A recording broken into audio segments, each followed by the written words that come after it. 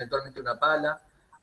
Por supuesto, uno puede cargar conocimientos, puntos de vista, criterios, pero lo importante es, como primer paso, en alguna medida, sensibilidad. Así que eso es lo clave que tiene Daniel, y bueno, muchas gracias, bienvenido nuevamente y todo tuyo el micrófono.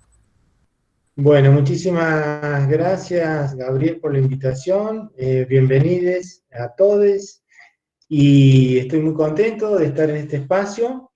Y bueno, espero desafiar algunas ideas que pueden estar dando vuelta o generar un conflicto cognitivo, como decimos en educación, que es uno de los mejores conflictos que podemos tener, ¿no? No personales, sino de pensamientos. Así que bueno, vamos a tratar de hacer eso. Yo me mis disculpas, porque a ver si logro presentar bien esto como corresponde, porque esta plataforma no lo sé nunca. ¿Me dirás, Gabriel, si estoy bien? Presentar ahora, fíjate abajo a la derecha, presentar ahora. ¿Estoy bien ahí? Todavía no, pero seguro que estás en camino. A Hay una ver. solapa que se levanta abajo, cuando vas con el cursor, Sí, creo y que la ahí está la levanté, derecha, presentar ahora. creo que la puse, compartir, me dice que sí, ahí va, a ver, Gabriel, Ahí vamos, muy bien. muy bien. Si querés le podés poner formato presentación y vemos pantalla completa. Todas son más o menos ya. Sí, sí, ahí Genial. voy, ahí está. Bueno, ¿se puede ver? Sí, ¿no? Daniel, Sí. apretá donde dice ocultar. Bueno, así sacamos esta cosa que va a molestar la lectura. Exactamente. Bueno, y estamos bien ahí, ¿no? ¿Ustedes me ven a mí? Sí, ¿no? Por el mismo precio te vemos también. ¿Por el mismo precio? Sí, sí, Bueno, lo vemos. la estamos sacando bien. Sí, porque si no, a veces yo me distraigo y hago morisquetas y resulta que me están mirando. Y no sé, a veces me ha pasado. Bueno, la charla tiene que ver con, voy a verla ahora, para no pasarme el tiempo, o demasiado el tiempo. La charla se llama Desde Leopold hasta los mercados de la restauración. Entonces suena raro porque a lo mejor mucha gente no conoce lo que es Leopold, o quién es Leopold, lo que dijo Leopold, pero lo vamos a tratar de aclarar y vamos a tratar de ver las perspectivas que tiene la restauración en la próxima década desde mi punto de vista, y lo vamos a compartir al final, al tema. Así que, bueno, yo trabajo en la Universidad Nacional del Comahue, mi facultad es de Ciencias del Ambiente y la Salud, y dirijo un laboratorio que se dedica a la rehabilitación y restauración de ecosistemas áridos y semiáridos. Bueno, lo primero que comparto es una idea que viene de un libro que se llama Dimensiones Humanas de la Restauración Ecológica. Es un libro que está en inglés, y un capítulo está dedicado, el capítulo 18, a la visión de los pueblos originarios de Norteamérica acerca de la restauración. Y en este capítulo, que es muy rico, se plantea la idea de reciprocidad, que es una idea propia de las culturas de los pueblos nativos, no solo norteamericanos, creo que en todo el mundo, pero bueno, en este caso el trabajo se refiere a pueblos de las comunidades algonquinas que viven en el norte de Estados Unidos. La idea de reciprocidad es, bueno, está referida a la relación de las comunidades humanas con la naturaleza, es decir, reciprocidad implica dar y recibir, ¿no es cierto? Entonces, la naturaleza nos da y la idea de reciprocidad se refiere a la que nosotros le damos a la naturaleza. Y estas culturas que piensan en estos términos se han denominado culturas de la gratitud. Y eso me gusta mucho el concepto, porque la gratitud normalmente es una virtud, llamémosle así, humana, que usamos para referirnos a la relación entre personas. Pero en estas comunidades indígenas o nativas norteamericanas, voy a decir indígena porque el artículo en inglés habla de, y el autor del artículo se hace llamar indígena. Bueno, el uso de la palabra, ustedes comprenderán, sigue más o menos el uso que tiene en el libro original. Y resulta que la gratitud, entonces, se refiere en este caso a la gratitud a la naturaleza, cultura de la gratitud. Entonces, en estas culturas, las personas no tienen solamente la responsabilidad de ser agradecidas con otras personas, sino también tienen que ser agradecidas con los obsequios que nos da la tierra. ¿Ah? Y las personas son responsables, entonces, también de jugar un papel positivo y activo en el bienestar de esa tierra que nos da sus obsequios. Entonces, las responsabilidades que genera esta relación con la naturaleza son no solamente espirituales, sino que también son materiales. Entonces, desde esta visión de Kimmerer, la restauración puede ser vista como un acto de reciprocidad también, ¿no? Como extender esa idea cultural de los pueblos nativos de Norteamérica a todo el mundo, a todo el planeta, a todas las personas, nos invitan a ejercer un acto de responsabilidad también con la naturaleza que nos da tanto, y entonces la restauración es como una forma de dar a la naturaleza desde ese punto de vista de los pueblos originarios. Entonces, cuenta en este capítulo el autor que Carol Crow, una ambientalista nativa de esta comunidad algonquina de Canadá, tuvo que explicarle a uno de sus mayores que tenía que viajar a una conferencia sobre el tema del desarrollo sostenible. La expresión no le era común, no le era familiar al hermano, entonces le explica que trataba de cómo administrar los recursos de tal manera que las generaciones futuras puedan obtener los mismos servicios ecosistémicos que se brindan ahora, pero sin socavar la tierra, sin degradar la tierra. Entonces, el jefe algonquina estuvo en silencio por un momento, porque la idea era nueva, y luego de pensar, respondió y le dijo que llevara el siguiente mensaje a la conferencia. Esta idea de desarrollo sostenible me parece la misma fórmula antigua en la que la gente simplemente continúa quitándole a la tierra. Solo quieren seguir tomando. No puedes simplemente tomar de la naturaleza. Dígales que en nuestra gente, nuestra preocupación no es lo que podemos quitar de la tierra, sino lo que podemos dar. A mí me parece maravillosa esta idea, y entonces la comparto porque me gusta esta perspectiva de la restauración que se sintetiza con esta palabra que es dar.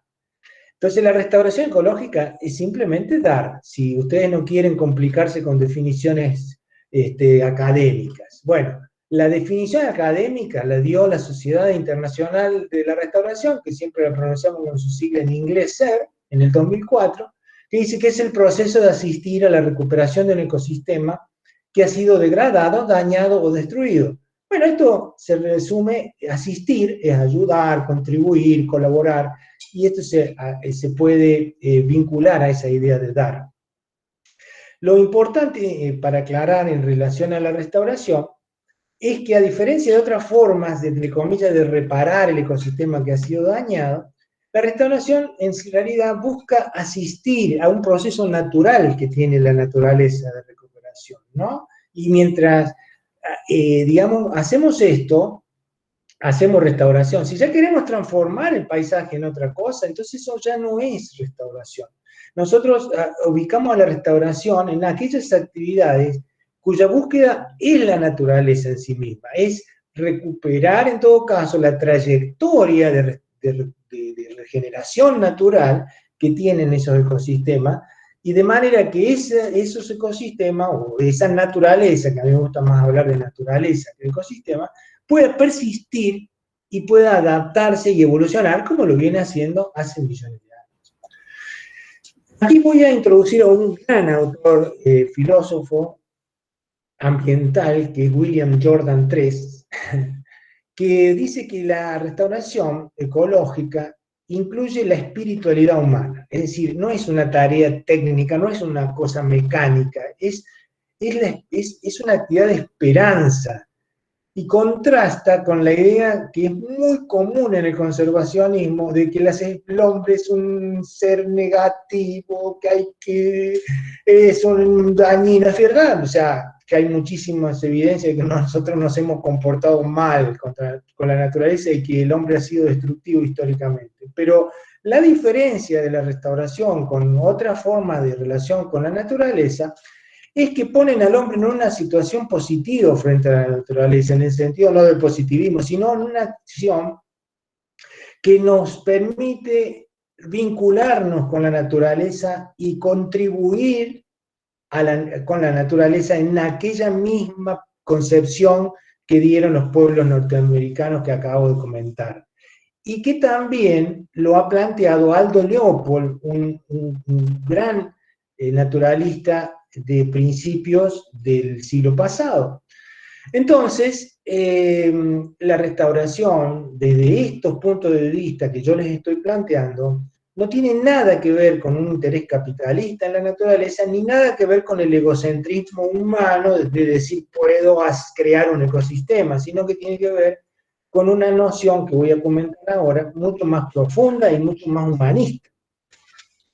La restauración ofrece una nueva forma de resolver el problema de la pérdida de hábitat, pero más que eso, ofrece la posibilidad de revertir algún daño, ¿no es cierto?, introduciendo un factor, como les decía, positivo en la ecuación de la conservación.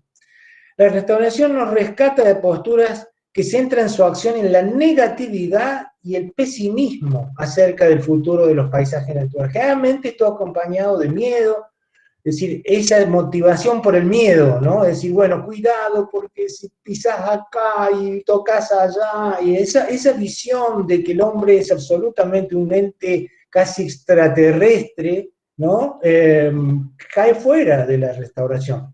La restauración es un proceso activo que involucra al hombre con la naturaleza de una manera que prácticamente durante décadas eludió el conservacionismo y que es involucrar a las personas con el uso de los paisajes, participando de la ecología, porque decimos, nosotros estudiamos ecología en la universidad, y están compañeros míos, donde el hombre aparecía en el último capítulo de ecosistema urbano, como si el hombre no participara de los ecosistemas, ¿no? Entonces, la idea de William Jordan en ese hermoso libro que se llama The Sunflower Forest es un poco cuestionar esta idea del hombre fuera de la naturaleza, ¿no?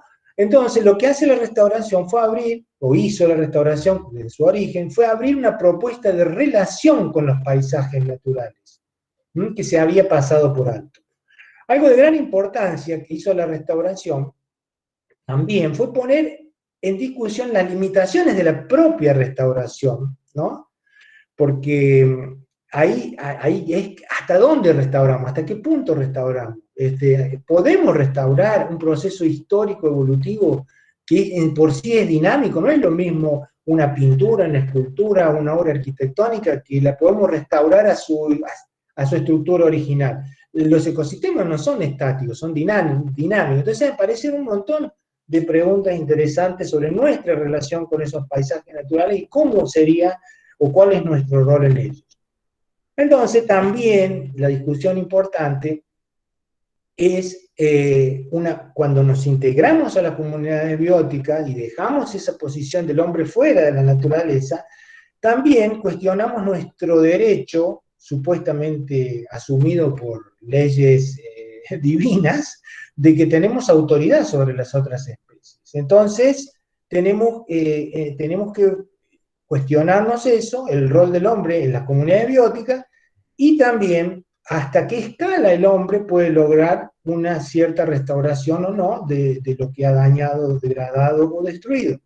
Estas preguntas son difíciles, en cierto modo dolorosas, porque nos pone también, es cierto, en una situación de que hemos históricamente hecho las cosas mal, pero nosotros tratamos de ver cómo podemos participar de esa comunidad. Entonces, vemos cómo históricamente la mejor forma que hemos encontrado de proteger a la naturaleza es aislarla del hombre, colocar como cotos de áreas que no puede entrar el hombre. Y así hemos resaltado la vulnerabilidad como eje de nuestro discurso ambiental.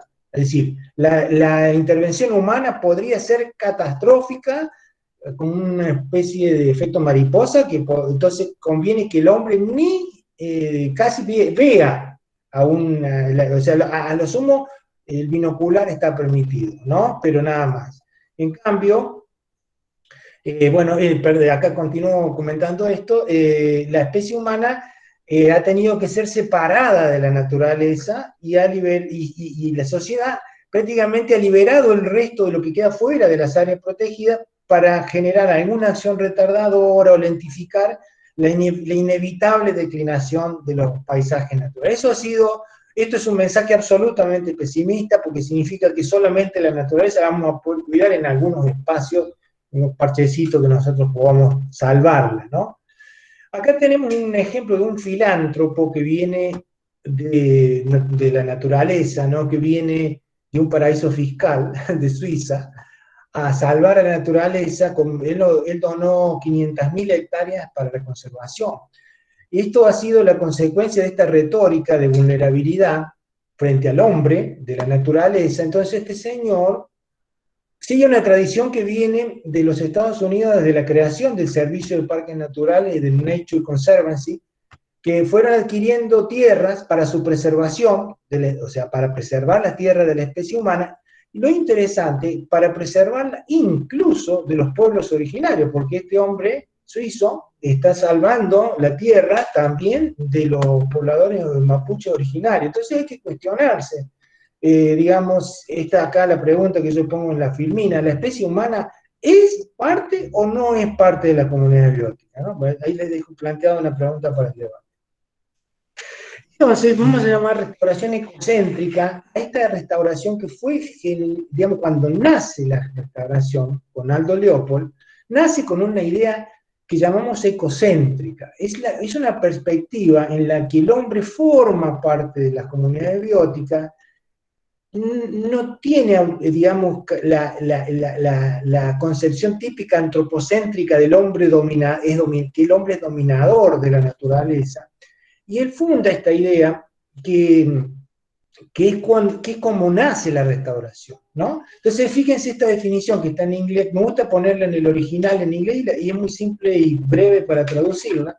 Dice: cuando nosotros vemos a la Tierra como una comunidad a la cual nosotros pertenecemos, y lo pongo en rojo, nosotros pertenecemos a la comunidad biótica, no como la estudiamos en la escuela, o a veces en alguna buena escuela nos enseñaron que sí pertenecíamos, sino que, digamos, cuando vemos a la Tierra como una comunidad a la cual pertenecemos, nosotros podemos comenzar a usarla, y podemos usarlas con amor y respeto. Nosotros podemos comenzar a usarla a ella con amor y con respeto. Es decir, si nosotros estamos dentro de la naturaleza y somos parte de la naturaleza, la vamos a usar. Obviamente vamos a recurrir a lo que necesitamos para vivir, pero no de este modo antropocéntrico que se expresa hoy con el neoliberalismo.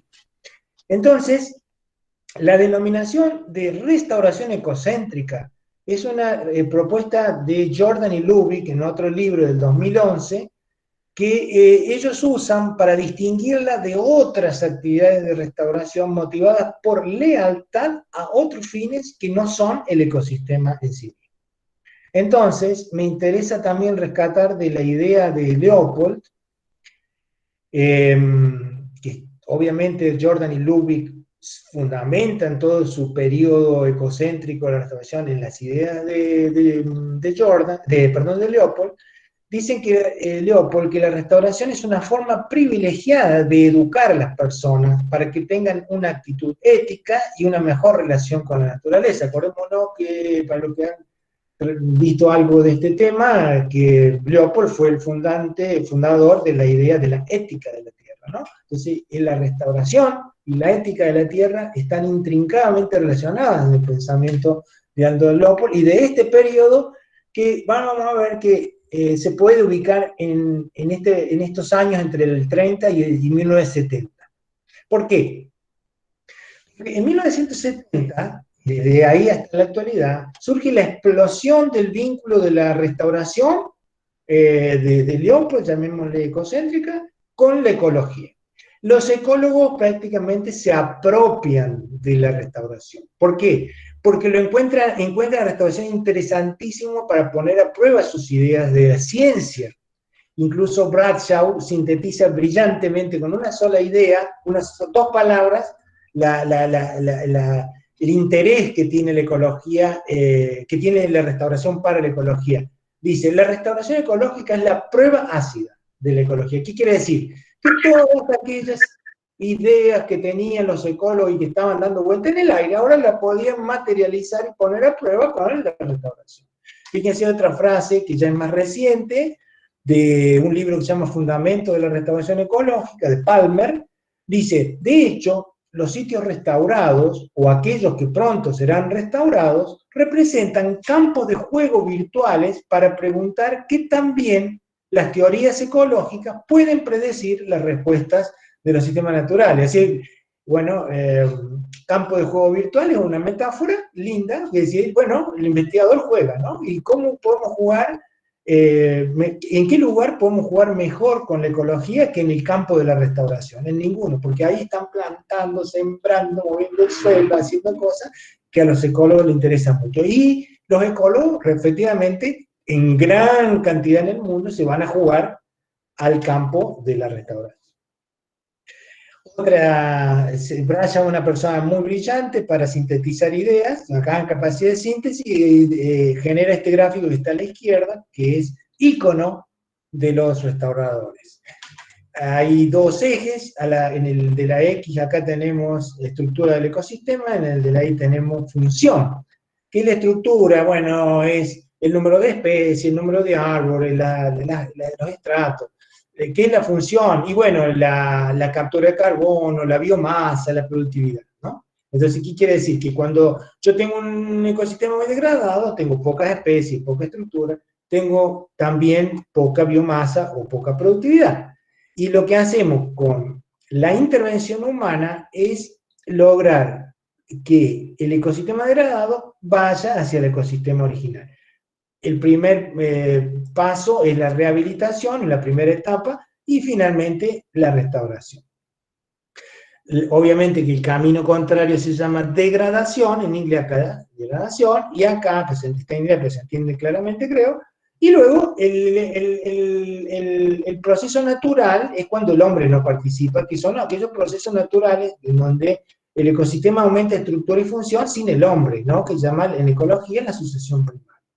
Y acá tenemos otra flechita que se llaman reemplazo o reclamación, en donde se logra por plantaciones forestales, por ejemplo, mayor función y un poquito mayor de estructura, pero no tiene el objetivo o la finalidad de recuperar el ecosistema original. Se llama reemplazo o reclamación. Hay, no sé, 100, 50, 100, innumerables quizás adaptaciones de este gráfico al español y a otros idiomas con variantes. Acá siempre pongo el ejemplo de nuestra colega de México, Fabiola López Barrera, que armó su propio gráfico. A todos nos gusta armar nuestro propio gráfico originado en Bradshaw. Y ella coloca, bueno, la diferencia que lo pongo porque ella pone claramente acá dos puntos grises que son los de rehabilitación, cuando no queremos o no podemos, por imposibilidad, digamos, práctica, no podemos llegar al ecosistema original, entonces llamamos al paso intermedio rehabilitación.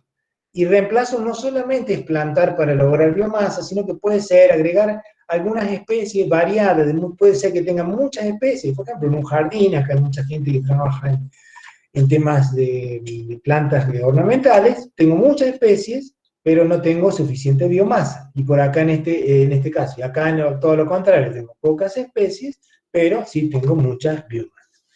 Bueno, ¿cómo ha sido el trabajo ecológico? ¿No? Que es el que yo tengo mis dos pies ahí, porque yo trabajo en ecología también. Este es un modelo de restauración que espero les sirva a algunos de ustedes para después discutirlo, que se llama enfoque de las especies fundantes, un marco para restauración. Porque como es imposible plantar o sembrar todas las especies que hay en un ecosistema, uno de los métodos más potentes, llamémosle, más interesantes para restaurar es el de Framework Species Approach, que se llama en inglés, y que plantea que hay que plantar especies de rápido crecimiento, hay que conocerlas, ustedes después me contarán si conocen este tipo de especies que crecen rápido, acá están pintadas de azul, y otras especies verdes que son de crecimiento más lento, o que aparecen solas sin que nosotros las plantemos. Y luego tenemos unas rojas que son las que llamamos especies clímax, que son esas especies raras, más difíciles, típicas de los ecosistemas, pero que no es fácil, que aparecen en una densidad generalmente no tan alta y más difíciles de que aparezcan en un proceso de restauración.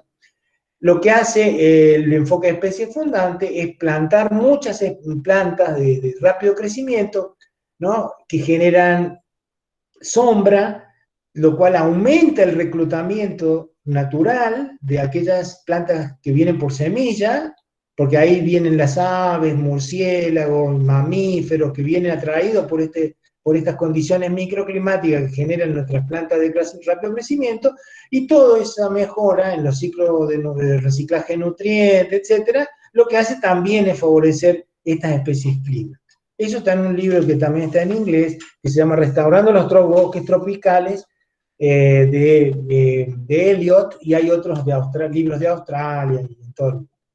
Nosotros también, para no ser menos, en Argentina, en todas las áreas, con mi compañero de trabajo y amigo Fernando Farinacio y James Aronson, un investigador y también fundador de la restauración ecológica en el mundo, que se interesó en colaborar con nosotros, hemos tratado de encontrar las especies de rápido crecimiento. Acá tenemos nuestras plantaciones en el desierto del monte de Neuquén, y lo hemos hecho con cooperativas de trabajo que nosotros mismos hemos creado, que ahí están trabajando produciendo las plantas.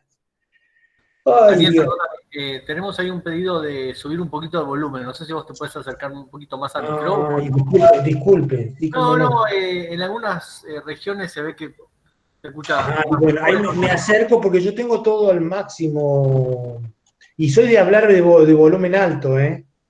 Soy No, de bueno, hablar, parece un tema de conexión, pero ahí se escucha mejor, ¿eh? sí, soy de hablar así, como un buen profe que estoy acostumbrado a hablar en tono alto. Soy criticado más bien por hablar muy fuerte. Pero a ver si ahora le pongo el volumen al máximo a mi garganta también, porque yo tengo el de la compu al máximo. Gracias, Bueno, Daniel. acá está en inglés. ¿Por qué? No es porque yo quiera hacerme lo importante, es que esto es un trabajo que estamos haciendo con María Emilia, ¿cómo es? María Emilia Rodríguez Araujo, mi compañera, y también con Aronson, que no está publicado todavía, y como nosotros lo publicamos en inglés, después lo vamos a pasar en español. Pero, ¿qué quiere decir? Esto es un modelo que trabaja con una fase inicial, que está acá a la derecha, disculpe que está en inglés, pero voy a comentar muy rápido, y una etapa de manejo adaptativo. Ustedes me dirán si esto se puede aplicar a lo que ustedes hacen. ¿Qué se hace? Hay que buscar cuatro especies con atributos centrales que están marcados ahí en el centro del gráfico.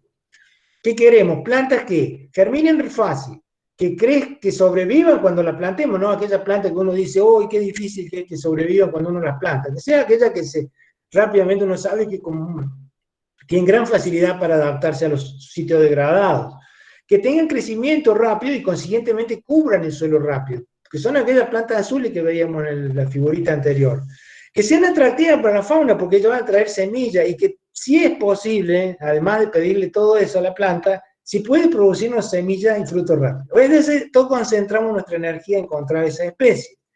Para eso recurrimos a dos pasos que están en inglés ahí, Step A y Step B, que paso A y paso B. El paso A es ver toda la información ecológica que a nosotros nos permite, digamos, avanzar en encontrar esos cuatro atributos centrales. Y a la derecha está todo el conocimiento local, tradicional, el cultural, que es muy importante, y entre los dos se nutren para poder encontrar esos cuatro atributos que nosotros necesitamos.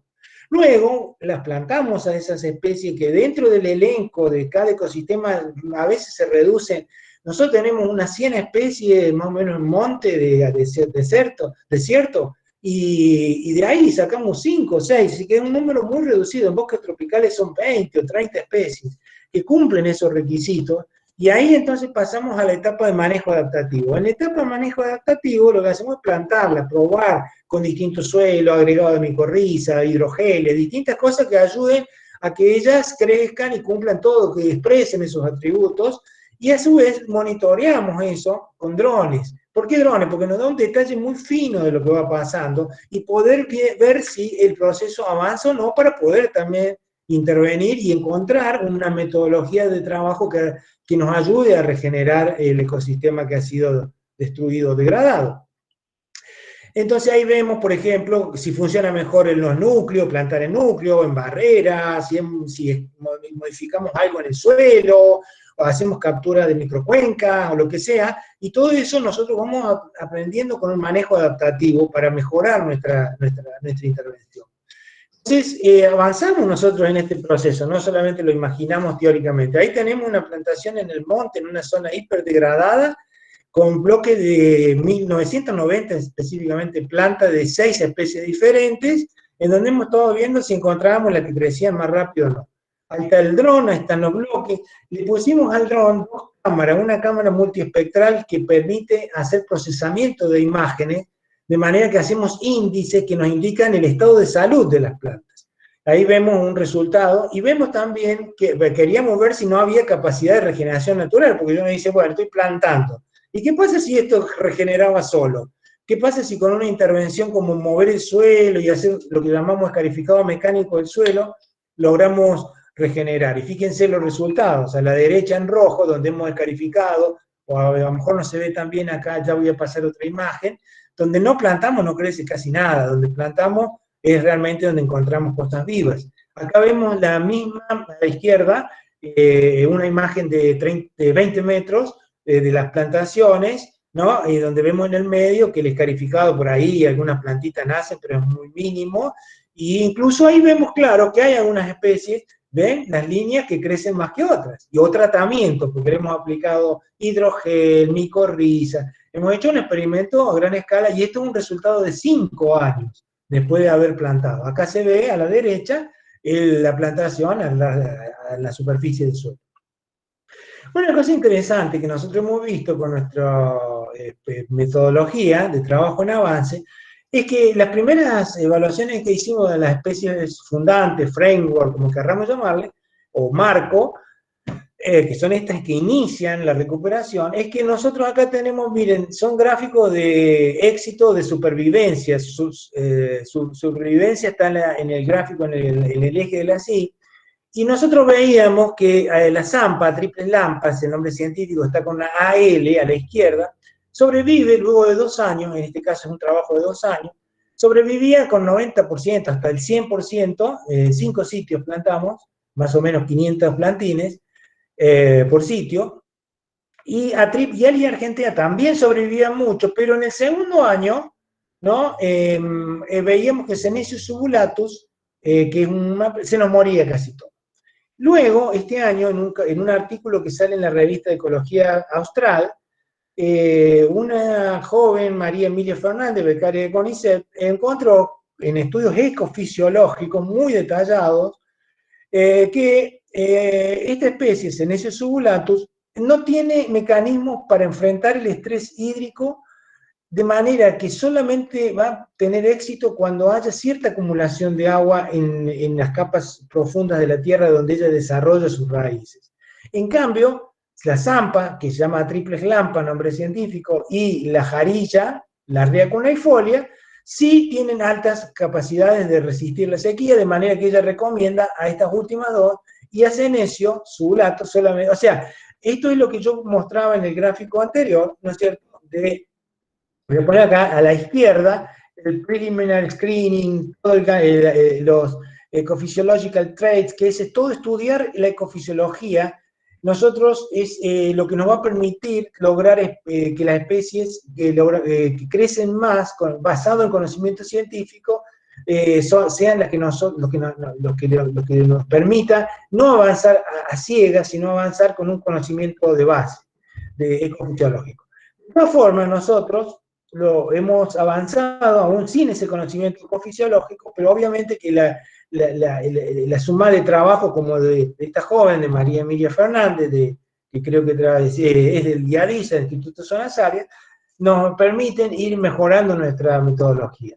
Y acá tenemos también en marcha con la dirección de un gran también ecofisiólogo que es Damián Rabeta, de CONICET, una de nuestras integrantes de nuestro laboratorio Larrea, que es Daniela, está viendo cómo los caracteres estructurales y funcionales de la planta, que está a la izquierda, se relacionan con los caracteres del ambiente, climático, del suelo, y a partir de los rasgos de las especies, más las características del ambiente degradado, nosotros podemos encontrar esas especies fundantes de la restauración.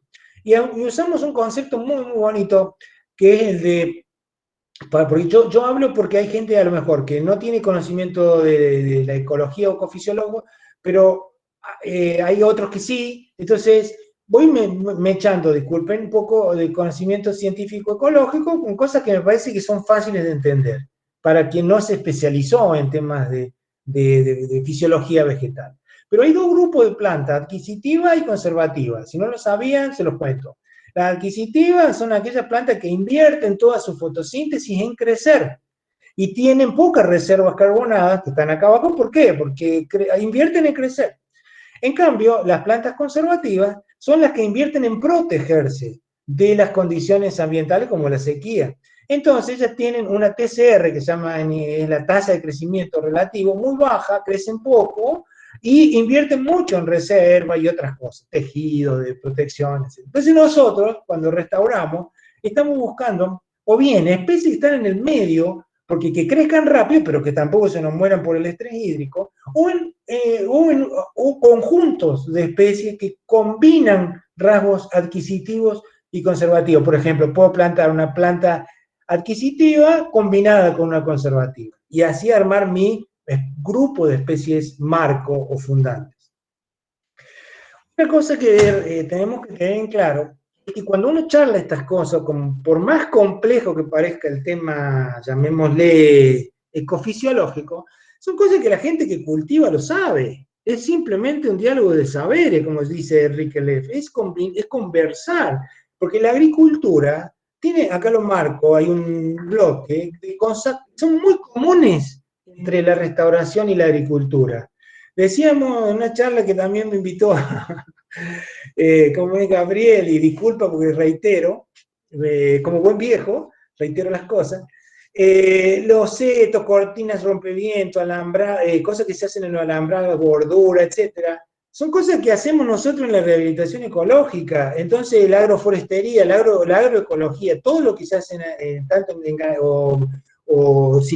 agrosilvicultura, o todo lo que tenga que ver con actividades que tratan de generar diversidad en las plantaciones, en la agricultura, tiene totalmente que ver con la restauración ecológica, de manera que hay un espacio para que nuestra especie fundante de la restauración se nutran de ese conocimiento tradicional, cultural, porque obviamente que existe, y en muchísimos casos resuelve más cosas que el conocimiento científico. Así que ahí hay que poner un reparo muy importante, o ese reparo no dejarlo aparte, al contrario, en prestar atención a ese tema, a esa interfase en donde tenemos cosas en común. Este es un libro muy, muy interesante, que además lo recomiendo para los que empiezan a meterse en el tema de la restauración. Es un libro que está en español, pero lamentablemente no está en papel, está solamente en versión de ebook. Es Principios, Valores y Estructura de una Profesión Emergente, Restauración Ecológica, de Tribol y Aronson. Y este gráfico, que es muy, muy interesante para explicarle, sobre todo a los que trabajan en ecología, que nosotros, como yo mismo trabajo en ecología, pero tengo claro que la restauración es mucho más que la ecología, porque la restauración ecológica, que está en verde acá, toma conceptos de B y de A, que son de ecología, de la restauración y de teoría, hasta matemática de la ecología. Pero esto verde acá y esta flechita celeste que yo tengo ahí, indica que la restauración se sale fuera del cuadro de la ecología, es mucho más. Ahí está la sociología, la antropología, la educación, todas las ciencias humanas, y está la cultura de la gente, los campesinos, los pueblos originarios. O sea, la restauración ecológica, obvio que vamos, y a mí me encanta la ecología, pero es mucho más, y no debería ser cooptada específicamente como viene siendo hasta ahora, que los encuentros de ecólogos prácticamente, de restauración ecológica prácticamente son encuentros de ecólogos, ¿no? Fíjense que aún dentro de los ecólogos, hay este autor que a mí me encanta, se llama Eric Hicks, que es canadiense, dice que ya había discusiones entre los ecólogos, porque desde el origen de la Sociedad Internacional que nace en California en 1989, iniciando la década del 90, la restauración ecológica se planteaba, podría ser una excusa para el exceso industrial y la justificación para una mayor actividad degradante. Y también se cuestionó en el encuentro original del año 89 de que si se seguía avanzando en esto, se podía llegar a ver o a pensar de que la restauración sería una forma de justificar los negocios de degradación del ambiente, porque si se puede reparar la naturaleza, ¿por qué no seguir, dice acá, con los negocios como de costumbre? Tal es así que esta discusión no fue cerrada, y sigue sin estar cerrada. A partir de los años 90, la restauración crece no solo dentro del campo de la ecología, como yo les venía indicando o comentando, sino que crece también en el campo de la política, porque se empieza a ver que puede ser una forma de resolver problemas socioeconómicos, inclusive de países latinoamericanos, particularmente, o del sur, que estamos, o los países que estamos en pobreza, en situación de pobreza, o que tenemos muchos problemas bueno, sabemos, por el modelo económico dominante que nos afecta. Entonces dijeron, bueno, vamos a darle a esta gente un poco de restauración para que resuelvan su problema. Entonces, fíjense que en ese contexto del avance de la política y la economía sobre la restauración, aparece el diseño de las Naciones Unidas para la restauración de ecosistemas que empieza el año que viene. O sea que le estoy dando un anticipo de algo que todavía no está suficientemente difundido y debatido. Que es el resumen ejecutivo de las Naciones Unidas, dice, ahí marcadito en amarillo en inglés y está en español abajo, que basado en datos de una amplia gama de ecosistemas, por cada dólar gastado en restauración, se pueden esperar al menos $9 de beneficios económicos. Y esta declaración tiene consonancia con un montón de trabajos, innumerables trabajos que se publican en revistas científicas, que dice que la restauración ecológica tendría que aumentar ganancias comerciales, inversiones de corporaciones, creación de mercados nuevos y ofrecer rentabilidad en diferentes escalas. ¿Qué significa diferente escala en términos económicos? Que no están hablando solamente de la huerta, que no están hablando solamente de beneficios en escala de parcela o de campesino. Están hablando de agricultura en gran escala, ¿entienden? Así que otro temita, entre tanto, que estoy dejando para el debate. Hemos publicado, hace muy poquito, está en la versión previa, todavía no editado final, un artículo que nos han aceptado en la revista Restoration Ecology, en donde nosotros discutimos esto con mis colegas Elian Secón de la Universidad Autónoma de México y Carlos Rodríguez León del Instituto de Investigaciones Amazónicas, SINCHI, de Colombia. Nosotros decimos esto en el artículo, y lo ponemos como tema de debate para toda la comunidad mundial. Lo hemos publicado en inglés y lo queremos traducir al español en algún momento. A algunos científicos, como nosotros, nos preocupa el ímpetu y la redacción de la Declaración de la ONU, porque no fomenta el cambio necesario del antropocentrismo y el neoliberalismo desenfrenado de los modelos económicos predominantes que han causado degradación. Y aprovechamos que otro autor australiano, Adam Cross, dijo lo mismo el año pasado, y nos sumamos al reclamo de Adam Cross. Nosotros damos muchos argumentos en este artículo de por qué no podemos compatibilizar los objetivos de naturaleza con capitalismo salvaje. Esto fue intentado ya con el concepto que comenté al inicio del desarrollo sostenible de los Algonquinas. Nuestro futuro común, que fue el informe Brundtland, el documento famoso del 87 de las Naciones Unidas, que creó ese mágico concepto que unía naturaleza con capitalismo, ¿tá? Y que creó lo que llamamos un antropocentrismo débil o un capitalismo soft, ¿no? Llevó tanto al fracaso que miren cómo estamos hoy, en el medio de una pandemia, con un cambio climático galopante, con una pérdida de biodiversidad inmensa y encima, como si no fuera poco, con la más brutal diferencia social y de desigualdad humana en el planeta como prácticamente no se vio en la historia. Entonces, fíjense en nuestro futuro común, en nuestra desgracia común. Entonces, y el mundo sigue repitiendo como loro el desarrollo sustentable como la fórmula mágica, en virtud de toda la propaganda, que otro tema para discutir, ¿no? Entonces, en ese marco voy a ir cerrando porque me va a matar si no. Pues, ¿cómo voy, Gabriel? ¿Me escuchás? Sí, no encontraba el micrófono. Bien, está todo el mundo atento y no ha habido bajas, eso significa... No, bueno, vos me avisás cuando andás redondeando, decime, porque yo puedo estar 2 o 3 días charlando. No, tenemos una semana, quédate tranquilo. Y se me perdió el reloj que tenía por acá porque soy distraído. Así que ni tengo idea. Bueno, voy a ir dando el último tercio de la charla, o intentemos que sea un poco menos, en donde también otro trabajo que tenemos en evaluación, una revista también de Brasil, que trata temas de ambiente, con mi colega y amiga Mari Raceto, de la Universidad del Comahue, de la Facultad de Humanidad, de Ciencias de la Educación, y Julieta Farina. Hemos hecho una entrevista a Enrique Leff, yo le hice la entrevista en persona a Enrique, y hemos discutido, y a producto de esa discusión con Enrique, hemos generado una propuesta que está aquí, que todavía no está publicada. Nosotros decimos que la restauración tiene 3 etapas. La restauración ecocéntrica de Leopold, entre 1930 y 1970, la restauración científico-técnica, que es el avance de la ecología, que incluye variantes netamente incluidas en el neoliberalismo, y lo que llamamos una nueva etapa que creemos estaría naciendo, sobre todo en Latinoamérica.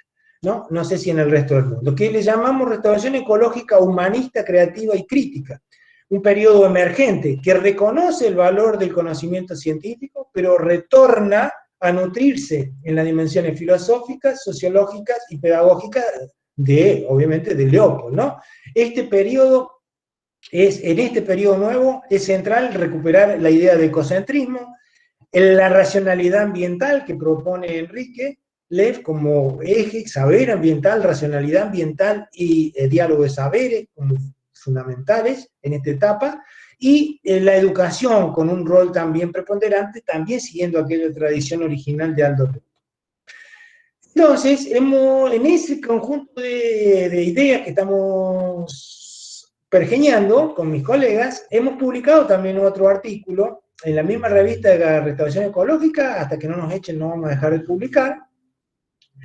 Ahí con Natalia Garzón, que es una activista ambiental que trabaja con las comunidades campesinas de la Amazonia, con nuestro colega del Instituto de Investigación Amazónica, con Elian Secón de México y yo, hemos armado todo un desarrollo de nuestra puesta en práctica de estas ideas en un artículo que llamamos Restauración Ecológica basada en educación en la Amazonía colombiana, hacia una nueva relación de la sociedad con la naturaleza.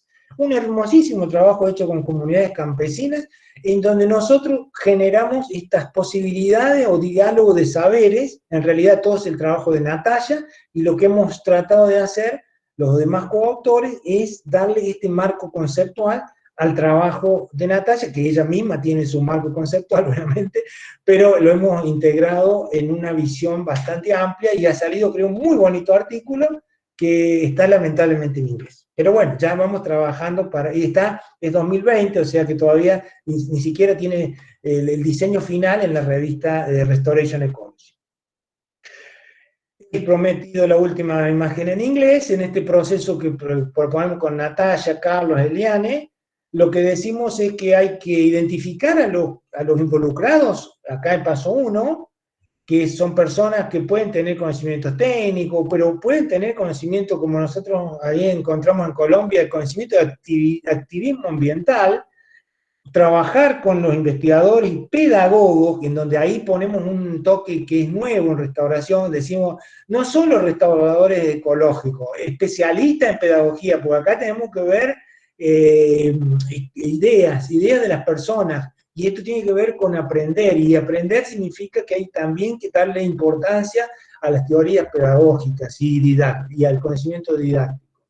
Con eso generamos un diseño, un training, de una capacitación, de un programa educativo, de un proceso pedagógico que incluye encuentros con los campesinos, fue en Colombia, encuentros que ya llamamos educativos, y todo ese periodo es una etapa de organización que se, digamos, traduce en una etapa de implementación en donde los núcleos de trabajo pasan por el diálogo, de la reconstrucción de las redes sociales, reconocimiento de prácticas, tanto en las que son, digamos, de campesinos que han logrado un buen vínculo con la naturaleza, pero también de aquellas prácticas que han llevado a la degradación, tratar de traer de nuevo aquel saber, digamos, tradicional que se fue perdiendo, pero también integrarlo al aprendizaje del conocimiento, de ideas científicas, y acompañar todo eso con una actividad práctica de producción de plantas, de armado de cuadros de plantación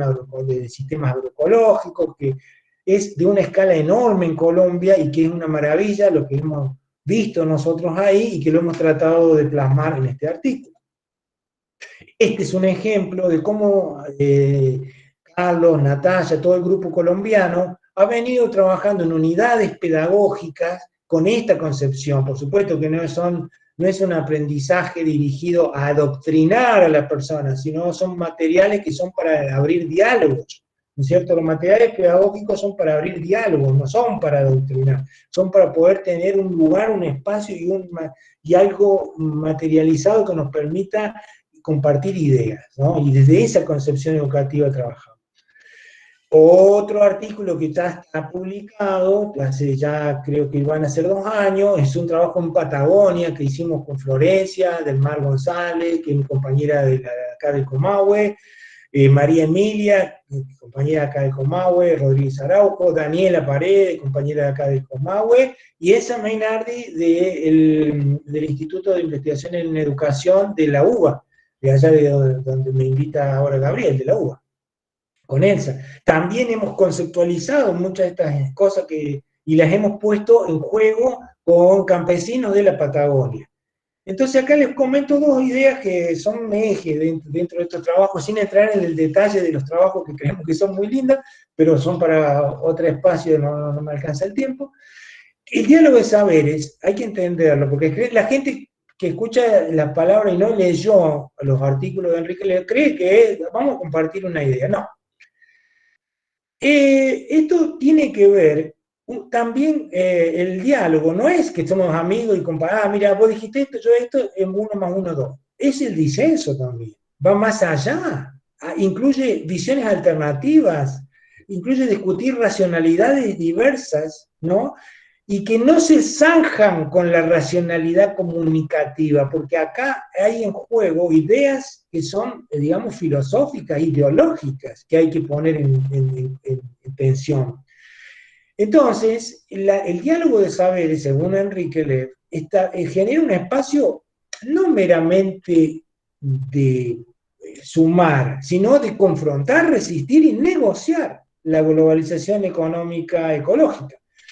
Entonces, a su vez también reactiva los saberes que han sido subyugados, reapropiación de saberes de los campesinos, de los pueblos originarios, ni hablar, les podrían charlar muchísimo de lo que pasó en Patagonia, que todos saben la masacre que fue y la vergüenza que representa para la sociedad hoy esto de la conquista del desierto materializada acá. Es una cosa espantosa y eso nosotros tenemos que repensarlo, discutirlo, no ocultarlo, discutirlo. Y entonces se abren unos diálogos que no son solamente, digamos, como algunos creen, bueno, vamos a esto 1 más 1, sacamos 2. Es todo un proceso que se pone en marcha a partir de ahora. Estas ideas las pudimos también concretar nosotros con Elian Secom, de México. Hicimos una búsqueda en toda Latinoamérica de gente que pensara como nosotros y encontramos que había mucha gente. Invitamos a 11 grupos, personas, comunidades de muy variado origen, de comunidades campesinas a pueblos originarios de Venezuela, de 11 países que están rescatadas las experiencias en un libro que está en inglés, pero también tiene la versión español, se llama Más allá de la ecología y la restauración, perspectivas sociales en América Latina y el Caribe. Y otro trabajo que también muestra nuestra esperanza de crecer en esta idea es el de la Red de Restauración Ecológica en la Argentina, que hemos publicado un trabajo en Ecología Austral en el 2018, en donde es coautor también acá nuestro anfitrión, Gabriel, y estamos trabajando activamente en esta red, que también tiene discusiones, lo sabe Gaby. Así que estamos discutiendo sanamente y en familia, una especie de foros así bastante intensos que tenemos y muy constructivos. Entonces, síntesis, perdón, me avisa Gabriel cuando esté demasiado largo. Hago un juego de una metáfora, acá hay un triciclo, tiene 3 ruedas, que es para andar la restauración, para andar la restauración. Para andar la restauración acá más, nosotros creemos que tenemos que andar la restauración humanística, creativa y crítica, no hay un auto, sino que es una máquina de tracción a sangre. Es una era de retorno a la convergencia entre el ecocentrismo de Leopold y el conocimiento científico. Hay 3 ruedas para avanzar en aprender a andar. Las ruedas son para poner apoyo, pero para moverse. Las ruedas representan eso. Hay un ventilador que es una especie de maquinita, pero muy bajo consumo, pero que es de alto rendimiento, que es la ecología, el conocimiento ecológico que nos ayuda a avanzar. Y ahí está el intento de avanzar en esto. Tiene las 3 ruedas. La rueda de la filosofía ambiental. No podemos restaurar sin saber un poco, cuestionarnos sobre la naturaleza. Sin tener una visión política, no podemos hacer una restauración ingenua. Eso hay que dejarlo de lado. La restauración ingenua no existe. Siempre que digamos que lo hacemos porque sí, hay una ideología, aunque no lo querramos reconocer. La segunda rueda que nos hace andar y sostenernos es repasar la historia, revisar la historia, como tan maravillosamente nos ayuda Dina Fogelman y Antonio Brailovsky en ese libro tan bonito de la memoria verde, tratar de volver a eso, a recuperar la historia, recuperar el conocimiento que tenemos de la historia de nuestros territorios. Ver cómo fueron los usos ancestrales de la tierra, ver los conflictos ambientales, por qué se deterioró, cuáles fueron las causas en cada una de las bioregiones. Eso es otro punto clave. Y el tercer eje o rueda o punto de apoyo es la pedagogía y la didáctica, porque hay conocimiento para trabajar el aprendizaje desde una visión constructivista, ¿no? Entonces tenemos que tratar de no ser intuitivos, si no somos, digamos, podemos ser intuitivos, obviamente, quiero decir, está muy bien, pero tenemos que usar el conocimiento, igual que usamos el conocimiento ecológico, el de la pedagogía y la didáctica. Por lo tanto, en este nuevo periodo que postulamos, que no sabemos si se va a materializar o no, pero es una idea para el debate, nosotros creemos que en lugar de pensar, restauré 20 hectáreas, 100 hectáreas, 1000 hectáreas, no, acá lo que nos interesa es cuántas personas se sumaron al cambio de la relación con la naturaleza, cuáles abandonaron aquella visión antropocéntrica, cómo logramos mejorar aquella forma de vínculo con la naturaleza que nos proponía Leopold. Logramos dejar de lado la visión utilitarista de la naturaleza para entrar en otro camino que nos lleve a una sustentabilidad real, ¿no? Aquella de Brundtland.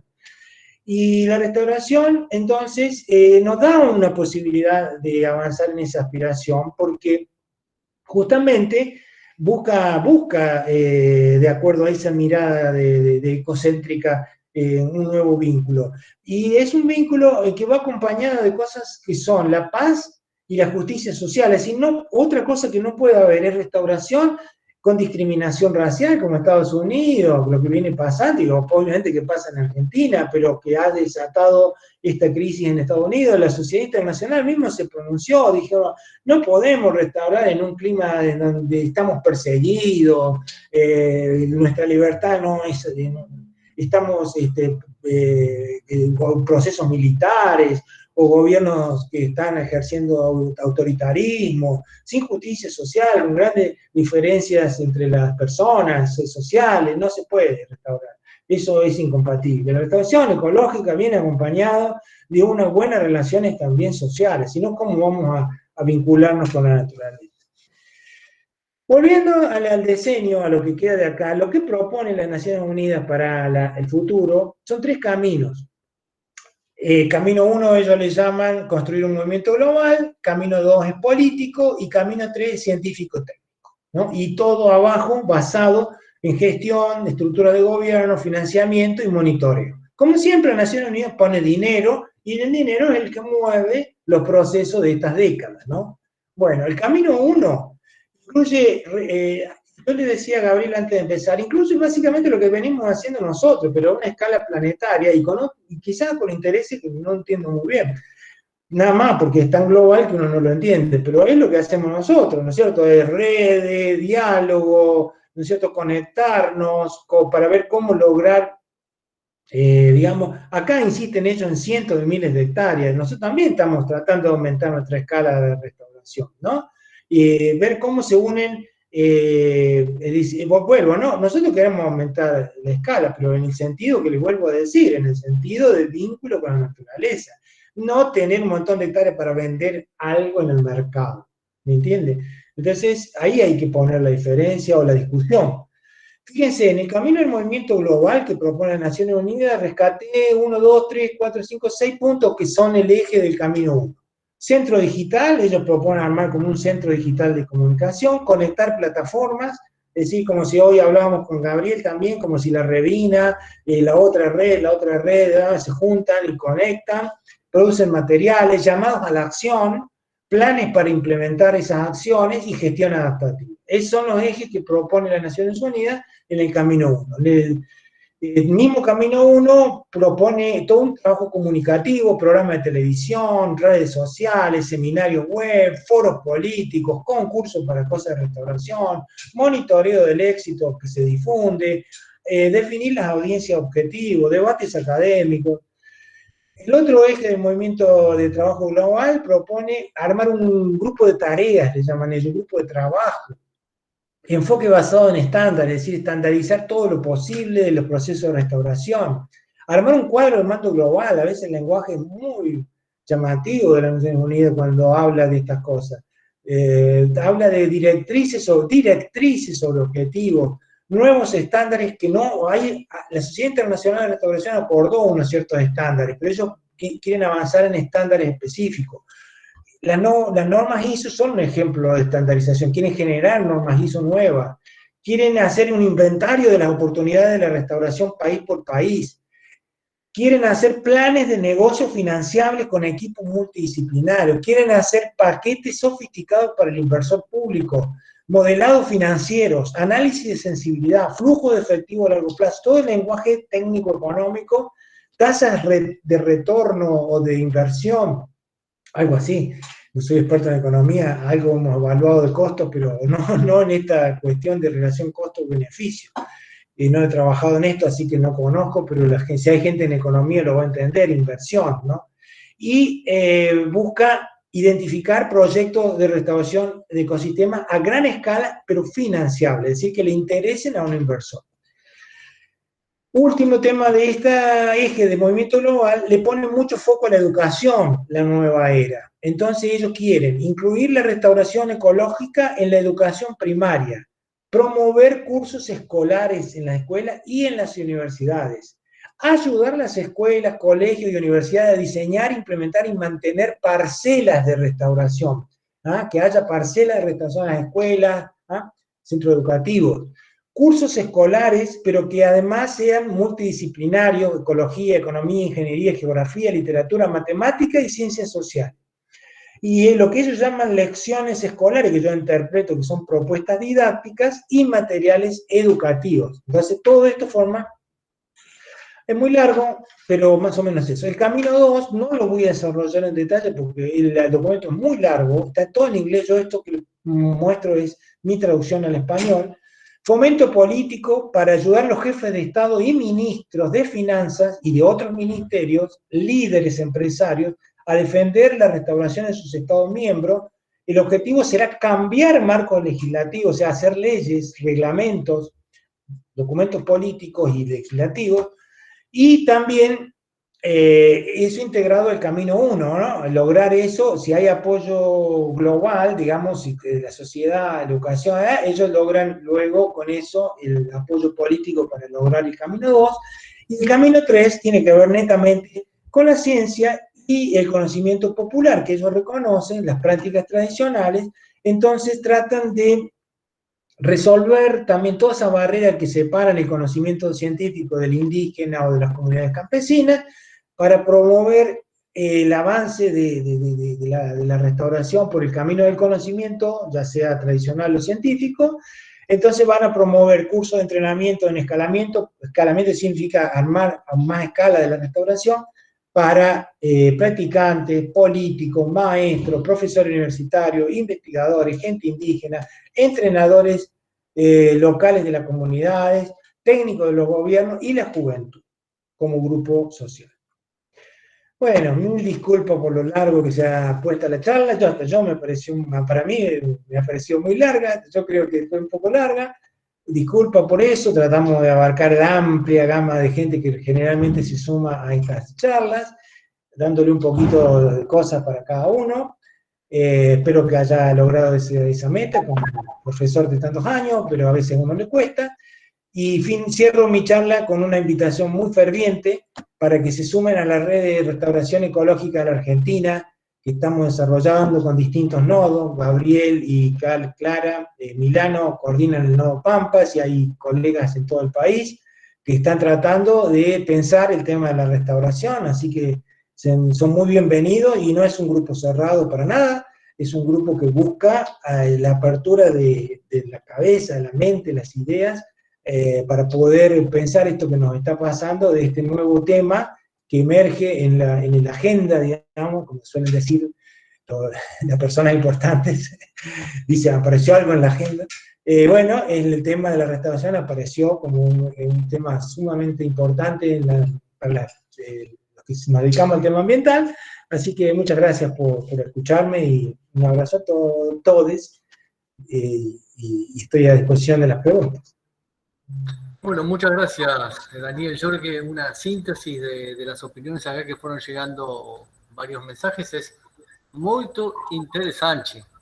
Es un candidato internacional, ¿no es cierto? Fíjate, tenemos la embajadora del Uruguay y un embajador de Brasil, o sea, esto se ha puesto realmente un evento internacional. Bueno, muchas gracias, la verdad que... Muy obrigado. Al contrario, fue un gusto escucharte. ¿Cómo decías, perdón? No, muy obrigado para quienes estén desde el lado brasileño. Muy bien, muy bien. Así que si te parece bien, podemos abrir el micrófono para alguna pregunta, comentario. Bienvenido sea. ¿Quién tiene ganas?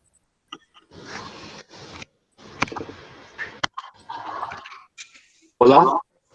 Adelante. Bueno, me gustaría preguntar cómo funciona los investimentos sobre esas áreas de recuperación ambiental.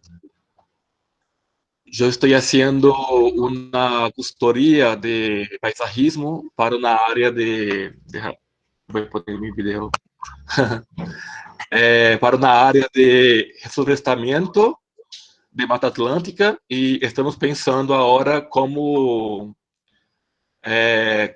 criar estratégias e táticas para financiar o trabalho. Me gostaria por esse tema. Bueno, oye, Enrique, ¿cómo se...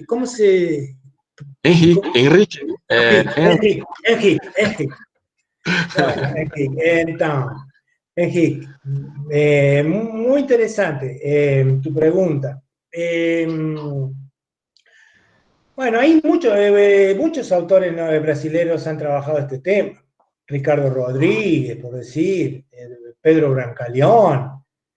Ustedes tienen un mercado de la restauración porque la normativa brasilera con el pacto famoso de la Mata Atlántica ha generado un mercado de interés en el tema de la restauración. Así que yo conozco bastante también ese tema y he estado en muchas presentaciones y soy muy admirador de todo ese proceso en Brasil. Ahora, si tu planteo es para Brasil, Enrique, es para Brasil. ¿Estás en Brasil? No, estoy en Argentina y estoy trabajando online. Claro, porque si estás en Brasil, tu problema no existe, porque en Brasil ya hay un mercado. ¿Ok? ¿Por qué no hay en la Argentina un mercado de la restauración? Esa sería una pregunta. ¿Por qué no hay en la Argentina? Porque no tenemos las normativas legales que tiene Brasil. Brasil pide, cuando vos tienes un cierto ángulo en la montaña, que no puedes desmatar. Tu propiedad tiene que tener un porcentaje de mata atlántica, de bosque. Si no tienes ese porcentaje, tienes que declarar, estás supervisado por un sistema de información geográfico que te limita el acceso a créditos, te limita el acceso a financiamiento, si no tienes eso. Eso genera que imaginémonos Argentina, un campo de soja en donde el productor no puede plantar, tiene que dejar por lo menos un 20% de pastizal pampeano nativo por ley. Eso es lo que ocurre en Brasil. ¿Se lo imaginan? Entonces, ¿cómo logró eso Brasil? Porque trae una tradición de ley forestal de muchísimos años. Amenazada hoy por el gobierno que no sé si llamarle gobierno o qué, de Bolsonaro, o desgobierno. Exacto, este desgobierno está tratando de ir en contra de las leyes. ¿Por qué le cuesta tanto? O, a pesar de eso ha destruido tremendamente gran parte de las florestas Bolsonaro. Porque tiene una ley en contra, tiene leyes en contra, tiene una... En cambio nosotros, entonces, nuestro mercado, Enrique, va a avanzar en la medida en que nuestra sociedad altamente identificada hasta estos movimientos que son muy nuevos de valoración de la biodiversidad local, que están vienen desarrollando estas redes que estamos armando nosotros y tienen gran éxito, mucho más que la de restauración, la de vivero y tanto más. Estamos tratando de recuperar esa valoración de los ecosistemas naturales y hasta tanto la sociedad no se apropia, no va a haber digamos, énfasis en grandes escalas de restauración. Por eso la ONU y todo van a encontrar en Argentina un gran problema en las pampas, porque los cultivos son de soja, y en el bosque seco chaqueño, en donde han avanzado con la soja también, y también en las áreas en donde por actividades extractivas están hidrocarburíferos, lo que sea, ahí van a tener que ver cómo las normativas van generando esto que vos preguntas, Ángel, mercados. ¿Mercado qué significa? Posibilidad de que vos vendas tus plantines, que hagas forestación. A su vez, no voy a referirme al tema urbano, porque ustedes saben, Gabriel sabe 1000 veces más que yo, no tengo idea de solamente lo que escucho hablar y leo un poquito de lo que hacen en las zonas urbanas, donde hay también progresivamente un cambio de mentalidad en las políticas públicas urbanas en relación a los espacios verdes, las forestaciones. Pero creo que todo este proceso, Enrique, tiene que ver, en nuestro caso, no con un camino de arriba para abajo como tiene Brasil, que donde hay una ley forestal que baja y se derrama, sino que nosotros tenemos que construir de abajo para arriba. Perguntar outra coisa dentro disso. Já pensei acá em associo essa questão da recuperação ambiental na Argentina porque as partes mais ricas do país estão sobre a pampa. E me imagino que por aí em Brasil, como está sobre a Mata Atlântica, creio que o próprio bioma, ou seja, o bioma Mata Atlântica é mais, vamos dizer assim, mais econômico que um bioma como La Pampa. Não sei se há uma relação. Acho que não. Pero eu estou pensando um pouco nesse No, neoliberalismo. acho que no, para usar tu, tu idioma. Acho que no. Los intereses económicos son tan fuertes allá como acá, porque allá tienen todos esos facenderos que están dominando el gobierno actual del país, porque ellos tienen muchos legisladores que son facenderos y que están tratando de derrubar, de destruir, de tirar las leyes, y nosotros simplemente no las tenemos por nuestra historia. Entonces, los intereses están en todos lados, pero yo no sé si a Ángel conviene o Gabriel entrar en un diálogo tan detallado, pero creo que el concepto está. El proceso de arriba para abajo que ocurre en Brasil tiene que ver con una tradición histórica de ley florestal. No es que la Mata Atlántica sea mejor, peor o menos productiva o que tenga menores oportunidades económicas. Significa que el 20% no lo pueden tocar por ley, porque a algún loco se le ocurrió armar esa ley y nunca la pudieron derrubar, de destruir, de tirar.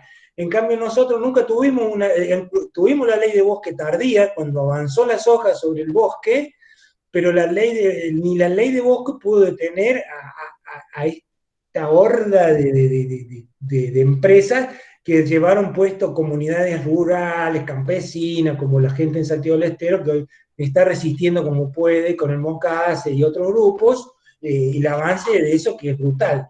Entonces, nosotros no hemos podido.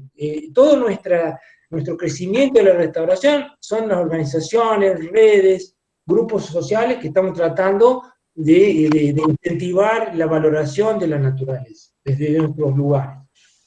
Y una pregunta, Daniel, si nosotros queremos fortalecer esta red, esta acción, ¿cómo podemos sugerir tal vez alguna lectura, alguna manera de zambullirse en el mundo de la restauración para el que todavía está descostado, para el que es a lo mejor agrónomo, agricultor, jardinero, paisajista, ¿sí? Voy a hacer propaganda de mi libro para ver casos concretos, pero ahí no estamos desarrollando teoría.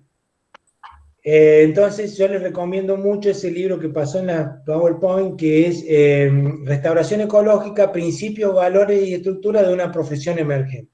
Genial. Es un libro lindo porque también incluye lo cultural, incluye, digamos, todo el espectro que yo creo que debería incluir la restauración. Yo creo que mi amigo James Aronson, dentro de los restauradores a nivel mundial, no está involucrado en esta visión neoliberal, está viendo, aunque ellos siempre usan palabras como capital y todo, cuando vos lees en profundidad a Aronson, te das cuenta de que da mucha importancia a los valores humanísticos, y recomiendo ese libro, que está en español, después te lo podemos pasar el link a través tuyo. Está en mi PowerPoint, que yo te lo voy a mandar, Gabriel, perfecto. Para que vos lo tengas. Podemos colgar el PowerPoint en la página, así el que quiere se lo descarga y lo descarga, y ahí están los datos de los libros los libros, por ejemplo, de Sunflower Forest, que está en inglés, es divino ese libro, que es el que critica el conservacionismo, el que separa a las personas de la naturaleza, todo ese libro de Jordan es divino, y lamentablemente solo se puede comprar, ni siquiera está en PDF ni en internet, se puede comprar original, así que lamentablemente hay libros que hay que escribirlos en español. Hay que traducirlo, muy bien, tarea para el hogar. Acá hay una pregunta muy sabrosa que dice Daniela Caselli, dice: ¿cómo percibís vos el futuro de la restauración en los ambientes de pastizal, siendo a veces tierras caras o muy productivas, con una historia de demanda para desarrollo y a su vez estigmatizados como sistemas menos atractivos que una selva o un bosque? Bueno, un poco lo que charlaba recién, pero ¿cómo vemos un escenario en el mundo de la soja, en el mundo de la vaca, para poder restaurar? Somos muy optimistas, nosotros por eso estamos dedicados a la restauración. Somos personas, no hay nadie que sea pesimista que se pueda dedicar a esto. Entonces pensamos en avanzar por, yo lo que lo charlábamos la otra vez, no sé si te acordás, intersticios del sistema. Avanzamos como esas plagas, ¿viste? Que van que van ocupándose de tratar de resquebrajar, o de esos árboles que rompen las piedras, ¿viste? Entrando por algún intersticio. Porque si nosotros no vemos la piedra y decimos, decía Atahualpa, ay, ese aromito que crece en la piedra, ¿no? Y que lo ven con tanta envidia, en realidad hay un trabajo de a poquito que uno va haciendo y que es muy duro, y hay que ser paciente, y yo creo que hay que ir encontrando los lugares como ustedes, que lo vienen encontrando en las ciudades, en algún lugar, en el jardín de la plaza, en el campito de algún vecino que es ambientalista. Los chicos Clara están encontrando, Clara Milano, todo el grupo está encontrando gente en el campo que quiere innovar y dice, no, yo quiero tener algo nativo. Bueno, vamos avanzando por donde podamos, vamos avanzando por intersticio. Quizás es muy ingenuo lo que digo, qué sé yo, pero es la única forma que yo veo. No veo que confrontando con el poder nos van a aplastar. No, y es bueno ser ingenuo, me parece, en un punto. Es bueno ser ingenuo. Hay toda una filosofía detrás. Está muy bien. Sí, estamos, o sea, creo que era Sábato que dijo, esto puede sonar como una utopía para los realistas, pero si son los realistas los que están destruyendo toda la naturaleza, más vale creer en aquellos que, o seguir a aquellos que mantienen la ingenuidad de la Tal utopía, cual, ¿no? tal cual. ¿Quién más tiene ganas de hacer un planteo, una pregunta, un comentario? Tirar unas flores a Daniel. ¿Qué puede ser? Mm. Yo le tiraba unas provocaciones así para ver si alguien se prendía. Alguien que esté enojado, capaz también puede ser. Pero bueno, a ver, ¿quién quiere agarrar el micrófono?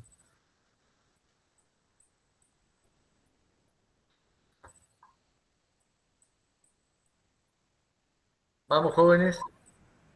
¿Quién se anima?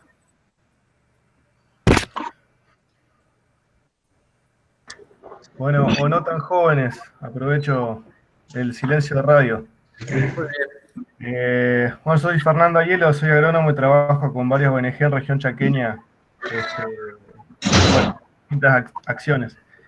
Y bueno, un poco yo en los gráficos, sobre todo que presentaste, que guiaban, creo que unos gráficos del 96 o por ahí, que guiaban luego, dijiste, como 100.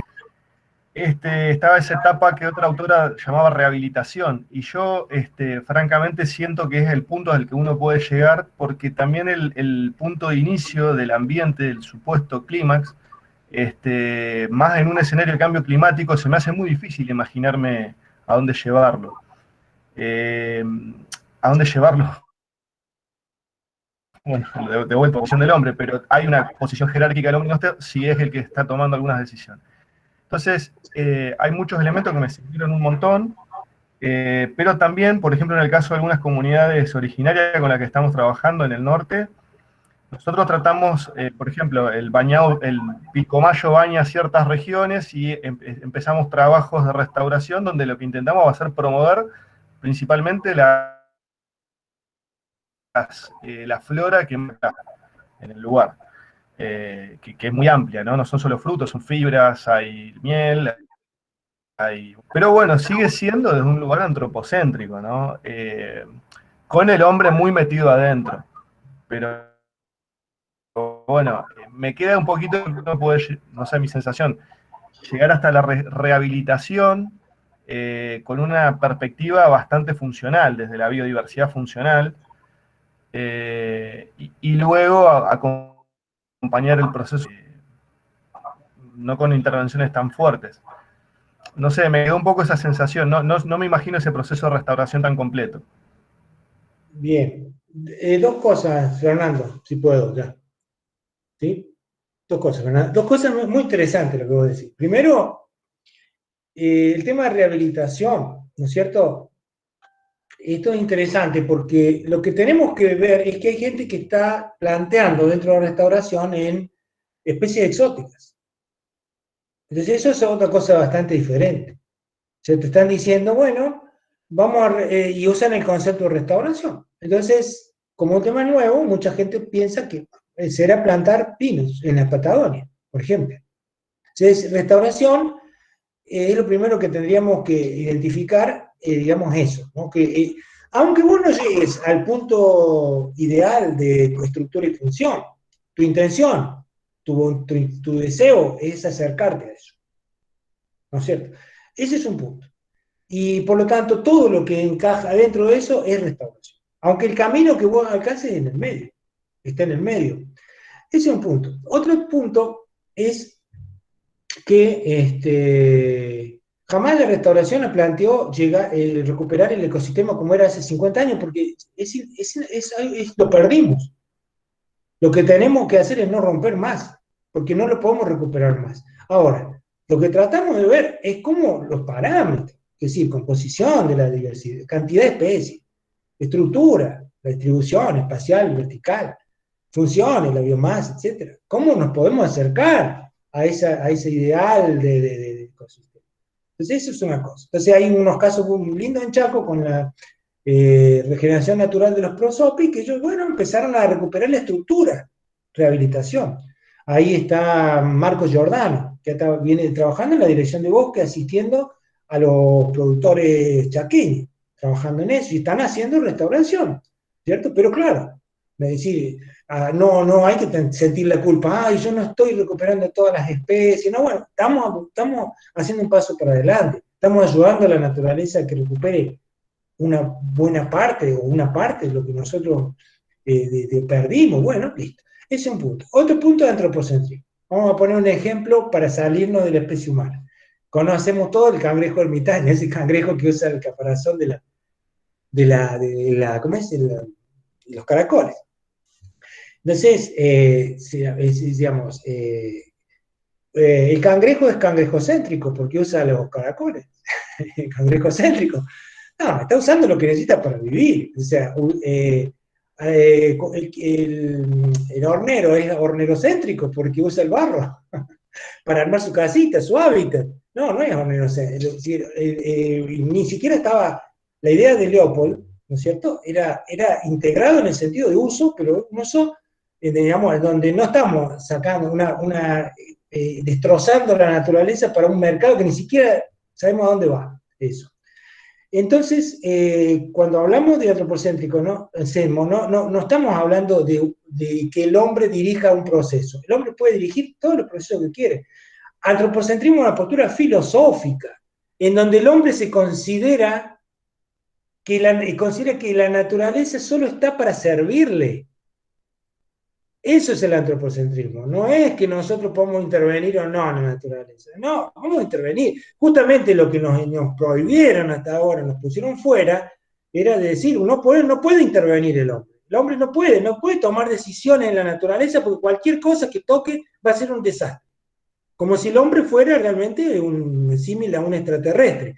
El hombre tiene que entrar, dice Leopold, Jordan y todo, tiene que entrar, tiene que participar en la ecología a su buen criterio albedrío. ¿Cuál es el buen criterio? Y el buen criterio es no destruirla. Si vos la querés, la amás, te sentís parte, no la destruís, dice Leopold. Entonces ese es el antropocentrismo versus el ecocentrismo. No hay que malentender de que no, el antropocentrismo es decir, yo estoy dirigiendo el ecosistema hasta donde yo quiero. Y sí, porque yo soy parte y creo que estructura, función, composición, está bueno que lo recuperemos. Y estamos de acuerdo porque creemos que estamos haciendo bien. ¿Estamos equivocados? ¿Está el cangrejo equivocado? ¿Está el launero equivocado? No sé. Pero somos seres vivos que con la cultura forma parte de nuestra naturaleza, como el construir nidos forma parte de la naturaleza del hornero. Entonces, lo que nos tiene que la naturaleza nos acepta con nuestra cultura incluida. ¿Entendés? Entonces, ahora, nuestra cultura se ha dado cuenta que hay un modelo que es totalmente incompatible con la naturaleza. Esto es otra cosa. Y que se llama antropocentrismo y se traduce en la racionalidad, que Enrique Leff llama utilitaria, pragmática, utilitarista, en donde hemos dejado de llamar naturaleza a la naturaleza para llamar recursos naturales. Porque esa es una visión antropocéntrica, porque ya no vemos a la naturaleza como naturaleza, sino como algo que le vamos a sacar. No algo, como decían los algonquinas, en donde también le vamos a dar, sino algo donde le vamos a sacar. Fíjense, la pérdida de bosque, del pastizal o el ecosistema del desierto que yo trabajo. Muy bueno. Gracias, Daniel. Gracias, Fernando, por la pregunta. Bueno, para ir cerrando, una pregunta más, ¿les parece? ¿Quién se anima? ¿Quién tiene algo pendiente, que haya quedado algo para aclarar? ¿Alguna pregunta para Daniel? Capaz que, Daniel, podemos colgar algunos links después en la página de algunos de tus trabajos recientes. Muy prolífico el tipo, como habrán visto. una gran producción. Para nosotros también hay que reconocer en Daniel este cruce poco habitual de un científico, un académico, y que sin embargo habla de igual a igual, que traduce todos los conceptos, que es generoso, que estimula a su vez a hacer cosas desde otros ámbitos.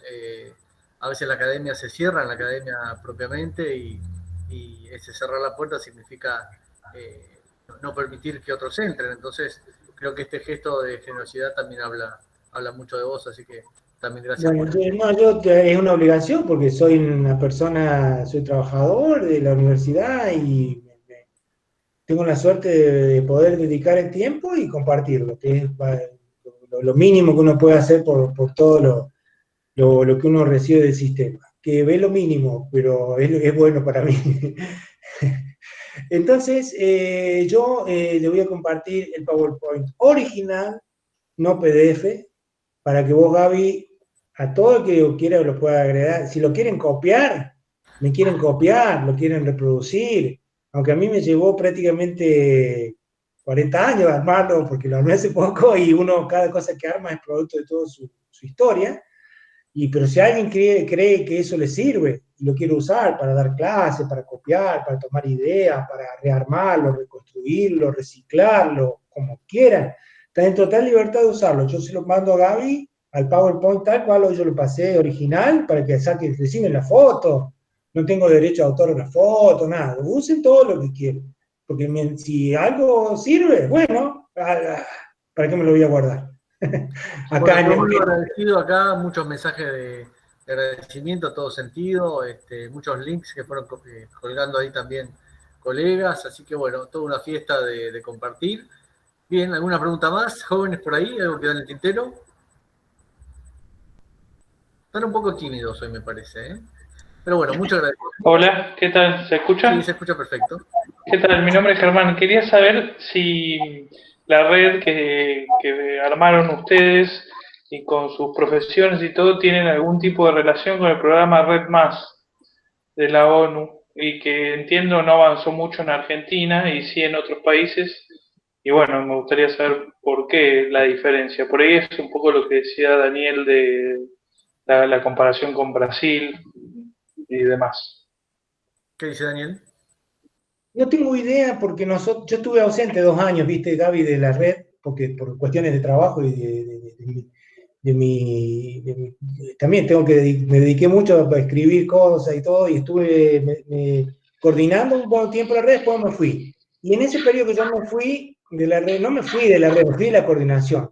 Entonces, ahí apareció esta red más, el WRI, un montón de organismos que yo hoy, la verdad que no tengo ni idea, discúlpame, pero no sé por qué nos No hay integraron, problema.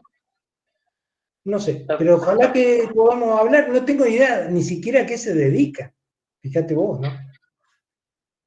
Sí, Sé que algo del cambio es un, climático es también o no. claro, es una iniciativa de la ONU que em, prevé que los países eviten la deforestación y además hagan restauración sobre ecosistemas que tienen un valor, como puede ser acá el bosque atlántico o la selva misionera, pero con financiamiento internacional y con una serie de protocolos que evidentemente acá en Argentina nunca se pudo avanzar demasiado, aunque ahora hay ciertas instituciones que aparentemente estarían logrando llegar a esos financiamientos y llegar a la acción, digamos.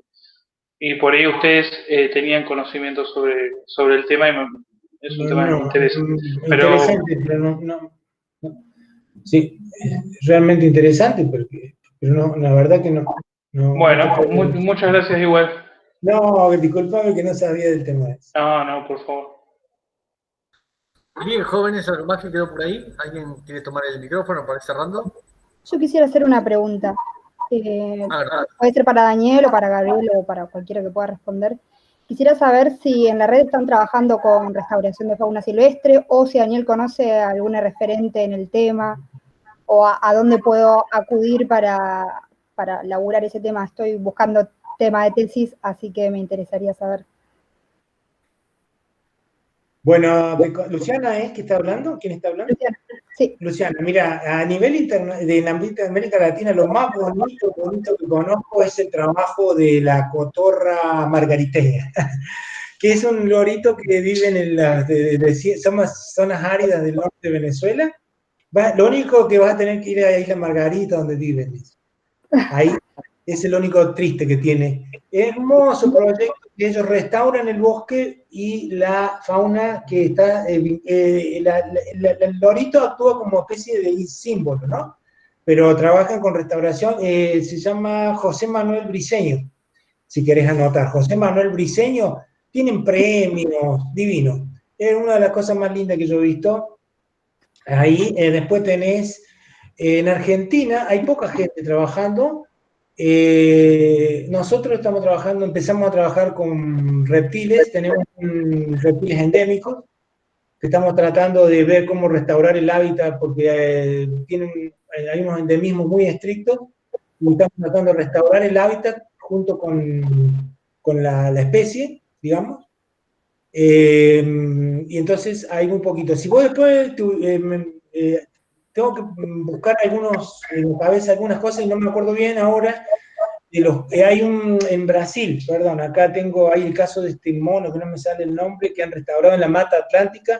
Muy bonito caso de un mono de oro o algo así, que ahora no me acuerdo, disculpame, pero si me mandas un mensaje, un mail, yo te paso los datos, porque hay unos casos muy bonitos de restauración de fauna. En Argentina hay alguien en el nordeste, creo que una fundación, no sé si es Vida Silvestre o alguien más trabajando con alguna fauna del nordeste, pero es muy poquito lo que hay publicado y casos, así que es un tema re bueno para desarrollarlo, Luciana. Muy bueno, muy bueno. Daniel. Gracias. Sí. Daniel Ernesto Morisi. Hay gente de Fundación Vida Silvestre que está trabajando con vizcachas en la depresión del Salado. Así que Fundación Vida Silvestre seguramente debe tener algo. ¿Escuchaste, Luciana? Sí, perfecto, tengo nota de todo. Bueno. Sí, perdón, un aporte en ese sentido, Clara Milano acá.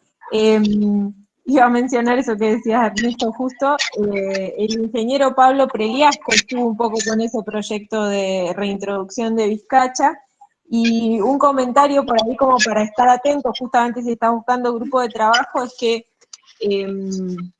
hay toda una cuestión de sanidad animal, de zoonosis, de protocolos sanitarios y demás, que yo no trabajo directamente en eso, pero sí trabajo con gente que está haciendo sus trabajos en el tema, y son cosas que como son muy carismáticas y atraen muchos fondos y qué sé yo, a veces no se hacen con el rigor que deberían, ¿no? Así que por ahí estar un poco atentos a que realmente las reintroducciones son complejas, y bueno, hay que trabajarlo con mucha seriedad, por eso está buena la referencia de fundación, y bueno, como decía Daniel, un poco es primero restaurar el hábitat, ¿no? Y después...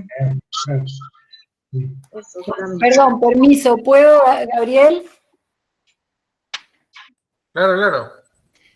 Sí, bueno, yo soy Andrea, soy veterinaria, trabajo en Tandil, y un poco retomando lo que dice Clara, nada más una reflexión que tiene que ver con la cantidad de plata que lleva a hacer un estudio, digamos, serológico para saber que toda esta cuestión que está detrás de las traslocaciones y las reintroducciones y el rewilding y todo esto que ahora está como retomándose, conlleva. Entonces, cuando uno hace análisis de costos, viendo la cantidad de dinero que se necesita para hacerlo bien y la responsabilidad que implica saber que esa traslocación o esa reintroducción va a implicar aceptación de las poblaciones de origen y toda la cuestión de conducta que tiene que haber detrás para que uno sepa que ese bicho que introduce en un lugar para teóricamente que se integre a la población receptora va a tener éxito. Entonces, por un lado está el análisis económico y el análisis sanitario de todo lo que eso implica, y por el otro lado subyace la pregunta de qué haría o qué podría hacer uno con todo ese dinero si restaura hábitat, si crea hábitat, al cual obviamente pueden acudir un montón de especies de fauna silvestre recolonizando. Así que nada más una reflexión de análisis de costos y beneficios y riesgos para que uno sepa que cuando está restaurando hábitat o está haciendo, digamos, una restauración orientada al ecosistema original o a parecerse al menos, sin duda también está siendo un imán para la fauna. Muy bueno lo que decís, Andrea. Capaz que lo que puede complementar a la mirada de lo que busca Luciana como tesis, tal vez pensar algún bicho que tenga un valor indicador, porque a lo mejor hace falta algo medible, no en términos cuantitativos, como indicador de éxito de alguna manera. Los seres humanos precisamos esas cosas a veces, y a lo mejor la presencia de ciertos bichos pueden indirectamente indicar también éxito de restauración de hábitat. Muchas gracias.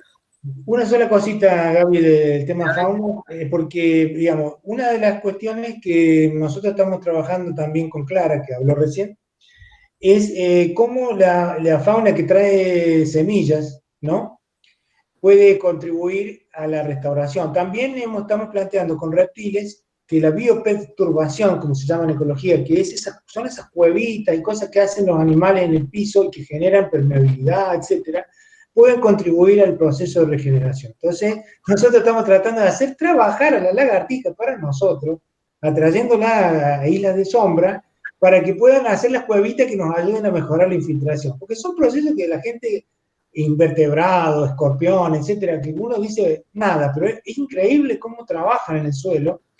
Entonces, hay todo un tema que es el aporte que hace la fauna al proceso de regeneración, que está muy poco estudiado. O sea, la palabra clave se llama bioperturbación en ecología, ¿no? Con una D al medio. Entonces, todo ese proceso que hace la fauna que ayuda a la regeneración. O la traída de la atracción, porque traen heces, o sea, defecan, orinan, etcétera, lo cual genera una mejora en algunos parámetros de los suelos. Entonces, todo ese tema está muy bueno también, no significa necesariamente traslocar animales. O sea, lo que podemos es, o podemos generar digamos, islas de, como llamamos nosotros, islas de recursos en algunos lugares, que son las que atraen a la fauna, ¿no es cierto?, y que nos ayudan en el proceso de regeneración. Así que hay que pensar bien antes que te metas en los temas, ver todo el abanico de lo que hay, desde lo que son procesos de mover animales, que son bien complejos, como que hay que estudiarlo muy bien, porque es algo que tiene sus aristas, digamos, conflictivas, como dijo Andrea, y dificultosas, y hasta económicamente muy costosas, y otra que tiene que ver con interacciones, con estudios de interacciones, lo cual a nosotros, por ejemplo, en nuestro Framework Species Approach, la propuesta de Marco, buscamos especies atractivas para la fauna, cosa que nadie estudia. ¿Cuán atractiva es una planta para un animal? Por ejemplo, nosotros plantamos en Aucamahuida, en el volcán acá en Neuquén, no sabíamos nada de la preferencia de los guanacos, porque nos dicen, a nosotros nos gusta comer esto, aquello. Los animales también tienen preferencias, solo que no las conocemos.